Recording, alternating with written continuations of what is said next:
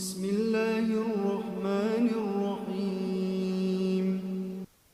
الرحمن علم القرآن، خلق الإنسان،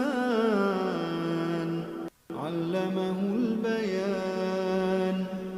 الشمس والقمر بحسبان، النجم والشجر يسجدان، والسماء رفعها ووضع الميزان، ألا تطغوا في الميزان، وأقيموا الوزن بالقسط ولا تخسروا الميزان.